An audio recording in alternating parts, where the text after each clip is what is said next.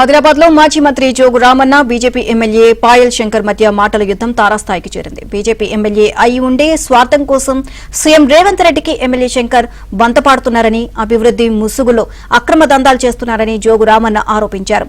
Ramanna విమర్శలపై BJP MLA Payal Shankar ఘాటుగా స్పందించారు.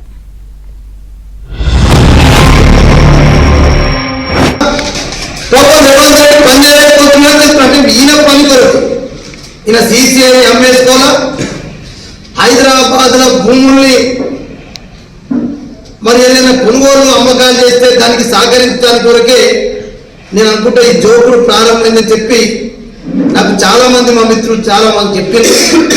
కానీ నిన్న ఆదిలాబాదు స్టేడియంలో స్పష్టమైంది, రేవంత్ రెడ్డికి జోకుడు గారు భారతీయ జనతా పార్టీ ఎమ్మెల్యే అని చెప్పి నిన్న క్లియర్ కట్ గా అర్థమైంది.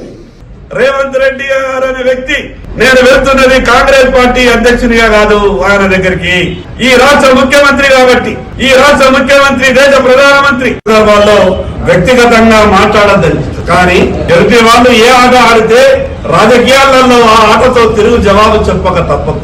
ఆదిలాబాద్ ఎమ్మెల్యే బ్రోకర్ అయిందా జోకర్ అయిందా అక్రమ సంబంధాలు పెట్టుకున్నాడు అన్నావు. జోగు రామన్న గారు అక్రమ సంబంధాలతో బ్రోకరిజంతో నువ్వు పడ్డటువంటి బాధలన్నీ నీకు గుర్తు చేయాలనా?